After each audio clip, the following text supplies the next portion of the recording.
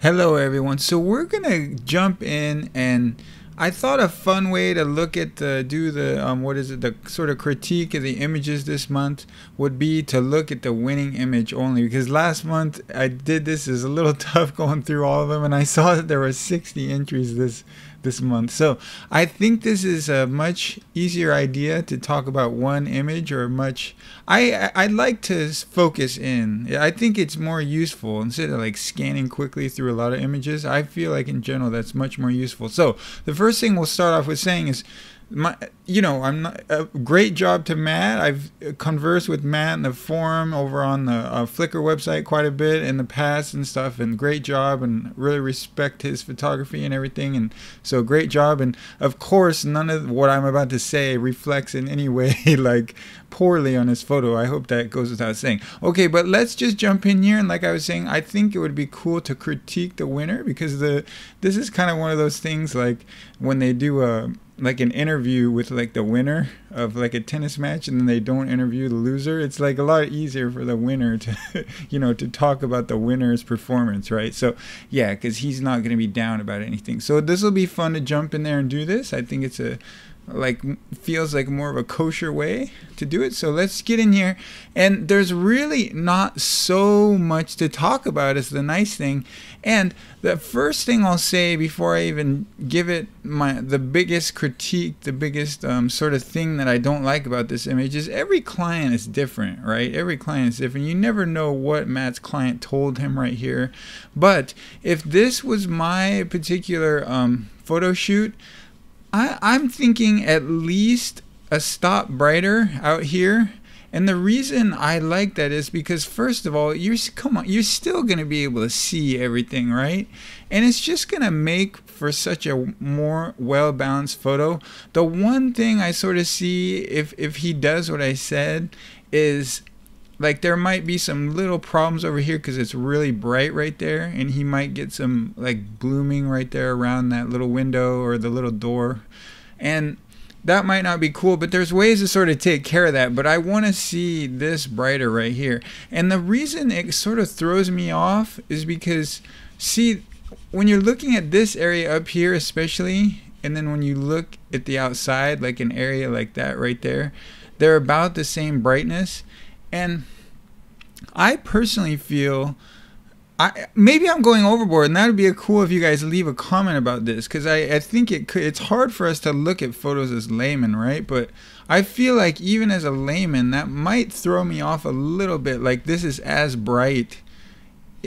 You could even say it's almost brighter than some of these areas that are in the sun. Okay, so that throws me off, and I don't see any drawback whatsoever, especially to making this go lighter over here. You could actually leave this completely alone how he had it, right? This whole 1/3 of the window. And you could, there's a way to do this would just, if he had a lighter ambient frame and it was only ambient, he could just put it on light and blend mode and just sort of brush these areas in lighter over here and just leave that alone. So that would be another way to really control that, but at the same time do what I'm saying and make it brighter out there. So that was the ratio. I really wasn't I just didn't feel like he had it. I just felt like he should have went a little bit more there. So that was my main critique. And I'll say this photo, I feel like Matt in general, he kind of uses just ambient, and I think that's good in this situation like this, because you're getting this light coming in from the windows, and it's beautiful, and it's gonna like create all this nice little shadow detail right through here and stuff, and that's good. But see, one of the things I pick up on is like blues coming in down here, and you'll get that, right? Because as I was saying, he's using the ambient, and like there's a sky up here, and it's probably lighting this area right here, right? So it's probably making that relatively blue compared to, say, this area over here. And what I'm guessing he did here is he actually used, that's what I was saying before, he actually used the ambient frame for a lot of this lighting through here. Of course, it looks like there's flash in there too, because yeah, these wouldn't look like that. So there's definitely flash in there too, of course. I didn't even look at his description, by the way, so if I'm like way off, forgive me. But anyway, yeah, I don't like these blues. And so it's really easy to take care of that, to sort of come over here somewhere, you know, walk over to this side of the room and sort of work with the ambient, but then put some of your own, kill it a little bit, but then sort of put some of your own lighting in as well. And that's one really natural way to sort of clean up those blues that I see seeping in. But we really don't have a lot to talk about with this photo, right? This is why I'm sort of giving myself and maybe even you guys a break. Nobody likes to listen to, like, I forget what that last one turned into, 30 minutes or something. But yeah, let me just glance it again. I don't really plan a lot of these lessons out, like just more doing this impromptu. I really like the composition. I don't know if he if these chairs right here were going straight when he got to this room, but I swear if he did this, if he tilted them in like this, I'm gonna steal this one day. I really like how these are going, sort of pointing you in. The sort of ball of wax stuff like this opens up is that you see it's how it's not perfectly symmetrical. And when you're making photos, and let's say, let me give it a sort of a ballpark here. When you're making like 1 or 2 hour and less photos, it's really hard to deal with like getting everything like perfectly. Like you can see that leg, and he might have even played with getting this angle correct, but I find it's really hard because your mind plays tricks on you out there, and then like you're looking at it in your camera and you turn this one and then it's too much. But anyway, my main thing I'll get out here is I like that these are turned in a lot, and if he did that, I really think that's a good job doing that. It really adds a lot, and like I said, I'm gonna steal it soon.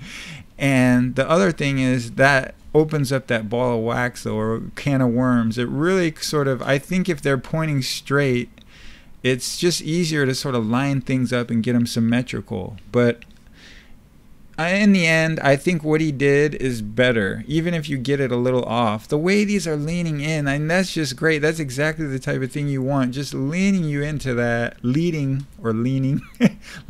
is probably a better word, but leading you into that composition.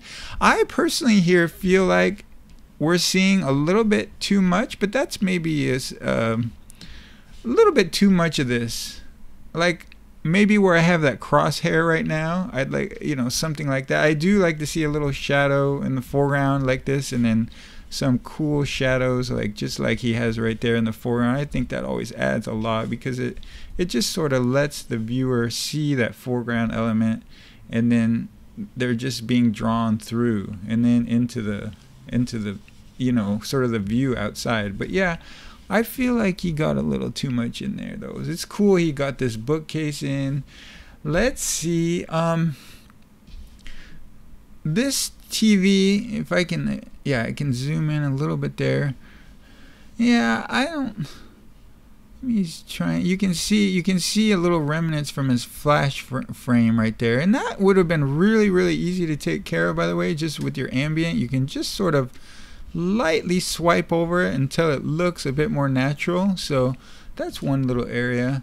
And I was just gonna make a comment about the TV. I feel like that's probably natural, and one of the things you can do is just select the whole TV, not just the screen but the whole TV, and then like maybe sample that color out there. You see what I'm saying? I wish I could get a little closer, but the whole TV, don't leave out that little plastic thing up top or on the bottom.